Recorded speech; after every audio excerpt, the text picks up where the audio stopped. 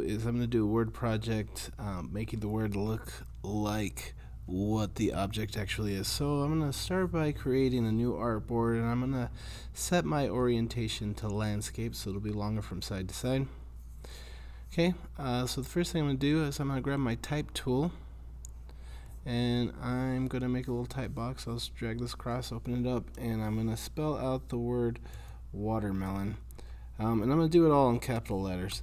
And I'm going to put 2 spaces between each letter of my word. Okay, so I'm going to change what the font is. So if you just highlight the text, go up to the top where it says type, go down to where it says font, then you can choose what kind of font you want. I'll probably just go with Arial Black, so I want something nice and bold, a nice bold sans serif font, so that one will work great for what I want to do with this particular project. Okay, so now what I'm going to do is I'm going to switch to my selection tool, and I'm going to go up to the top where it says type again, and we're going to choose the option to create outline. So essentially what that's going to do is it's going to turn these letters into shapes, so then we can adjust them like we would any other shape in the program. Okay, so now what I'm going to go ahead and do is I'm going to change the color of this, and I'm going to maybe make it kind of a watermelon type of color, so something kind of pinkish red. Okay, then what we're going to go ahead and do is we're going to go under Effect, we're going to go to 3D and Materials, and then we're going to go to 3D Classic, and I'm going to use the Extrude and Bevel Classic option. Okay, so what that's going to do is it's going to create a 3D look for our letters. So if we click on this box and move it around, we can arrange our 3D shapes how we want them to look. So I might just go ahead and flip it up this way, and it looks pretty good to me, so I'll go ahead and click OK. And now what I'm going to do is I'm going to expand the appearance so it recognizes the new shapes that it made. So I'll go under Object to Expand Appearance. Okay, now what I'm going to go ahead and do is I'm going to ungroup these letters so I can move them individually and work on them individually. So I'm going to space these out a little bit, break it up a little bit, just for the sake of convenience and ease, and to make it a little bit larger. Okay, so now what I'm going to go ahead and do is I'm going to ungroup the individual letters. So I'll go ahead and select that, and then we can right click and ungroup, and you might have to do that a couple of times to get everything completely ungrouped. Okay, and the reason I'm going to ungroup that is so that I can change some of the colors on the sides here. So here on the parts of the word that are going back into space, I'm going to go ahead and make those green, and I will leave the front the same color that I had for the watermelon. Okay, so now what I'm going to go ahead and do is we're going to create a pattern that's going to go inside here to make it look like seeds in the front of that. So I'm going to grab my ellipse tool. I'll just come out here outside of my artboard, and I'm going to draw a little tiny oval. Okay, and then what I'm going to do is I'm going to select that oval. I'm going to go under Object, and we'll scroll down to Pattern, and then we're going to do Make. So go Object, Pattern, Make, which is going to open up this window here.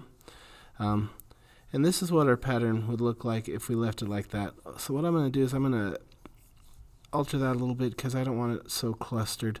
So I'm going to change the tile type. Maybe we'll do brick by row, and then I'm going to space out the width and maybe the height a little bit, so they're not so clustered together. Okay, so then once the pattern looks like what I want it to look like, I'm going to go ahead and hit Done here at the top. And then what that's going to do is it's going to add that pattern to my swatches over here. Okay, so I'm going to put this pattern over on top of the color that's already there. So to do that, I'm going to open up my appearance tool. So if you can't find your appearance tool, just look under window, scroll down till you find appearance. It's all in alphabetical order. Okay, so now I'll go ahead and select this front part where I want to put that pattern. So right here I have the fill. And what I'm going to do is come down here to the corner and I'm going to add a new fill. So this first one is add a new stroke. The next box is add a new fill. We're going to add a new fill to the fill that's already there. Okay, so our original fill is still there. And we're going to click on this little arrow here so we can change the new fill. And so in the new fill, we'll open up my swatches. And here's that new pattern that I just made. So I'm going to go ahead and place that right on top of there so it looks like I've got little seeds inside the front there. Okay, so now what I'm going to go ahead and do is I'm going to create a little stripe pattern that I'm going to use for the sides of the watermelon. So maybe I'll grab my rectangle tool and I'm going to choose a shade of green here. I'll make a thin little rectangle shape. Then what I'm going to go ahead and do is I'm going to go ahead and warp that shape. So I'm going to go under Effect, Warp, and Flag, and I'm going to set that to horizontal. And I'll put, I don't know, about a 60% bend on that. I'll go ahead and click OK. And then I'm going to go ahead and expand the appearance of that shape. So we'll go Object, Expand Appearance. Okay, so now I'm going to go ahead and select this shape. And we're going to create a pattern with this just like we did with the little black dot. So I'm going to go under Object, scroll down to Pattern, and then Make. Alright, so I think I like how the pattern already is here, so I'm not going to change anything in that pattern. I'm just going to go ahead and click Done. Okay, so now what I'm going to do is I'm going to select the sides that are green here, and I'm going to open up my appearance tool. So here's my fill already there. I'm going to go ahead and add a new fill on top just like we did previously. Then I'm going to go ahead and select the pattern that I just made. And I'm going to do that with all the sides of this letter here. So we'll add a new fill, and then I'll add that new pattern on top. Okay, so now what I'm going to go ahead and do is I'm going to do this to every single one of my letters. Before I move on though, I'm going to go ahead and group this back together. So I'm going to go ahead and select all that, and I'm going to go under Object and Group and just group it all together. So now when I move it, it stays together as one unit. So I'm going to go ahead and do that with all the rest of the letters, the same exact thing.